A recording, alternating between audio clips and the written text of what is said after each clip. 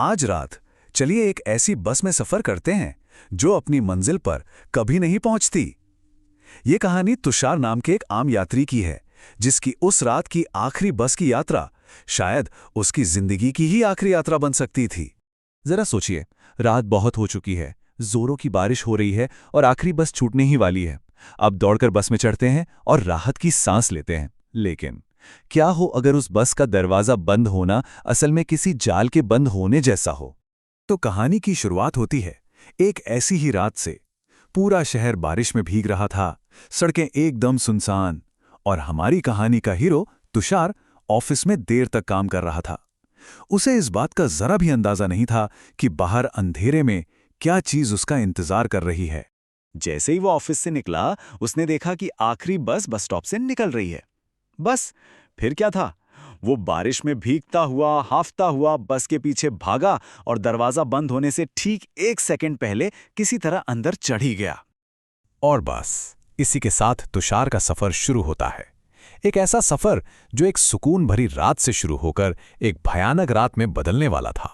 दरवाजे पर खड़े होकर उसने पहले तो अपनी सांसों को संभाला, फिर अपनी रोज की कोने वाली सीट पर जाकर बैठ गया।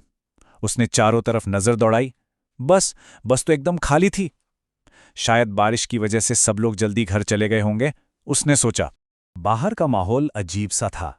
बस की खिड़की से टकराती बारिश की बूंदें, ठंडी हवा, बिजली की चमक और बादलों की गड़गड़ाहट, दिन भर के थके हुए तुषार के लिए ये सब एक लोरी जैसा काम कर रहा था। उसकी पलकें भारी होने लगीं। वो इस बात से पूरी तरह अनजान था कि जब ये पलकें दोबारा खुलेंगी तो सब कुछ बदल चुका होगा। और यहीं से हकीकत और वहम के बीच की लकीर धुंधलाने लगती है।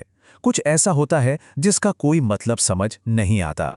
मुश्किल से 2 मिनट ही हुए होंगे कि तुषार की आंख खुल गई, पर जैसे ही आंख खुली वो हैरान रह गया। जो बस पल भर पहले एकदम खाली थी, वो अब लोगों से खचाखच भरी हुई थी। एक पल में खाली और अगले ही पल में भरी हुई। ये कैसे हो सकता था? उसके दिमाग में भी यही सवाल आया, आखिर ये सब लोग आए कहां से? बस तो कहीं रुकी भी नहीं थी। पर खैर, दिन भर की थकान उस पर हावी थी। उसने सोचा, शायद झपकी लग गई होगी और स्टॉप निकल गया होगा। ज्यादा सोचने की क्या जरूरत है?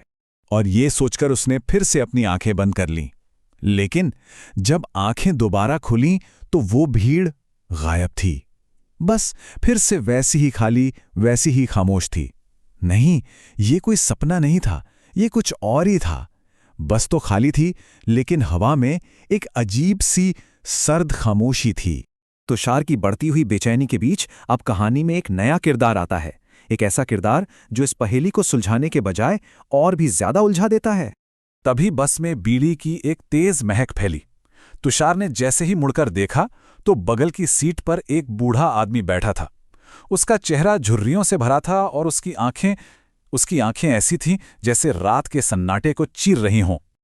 उस बूढ़े आदमी ने एक गहरी, थकी हुई आवाज में कहा, 30 साल से हर रात इस बस में सफर कर रहा हूं।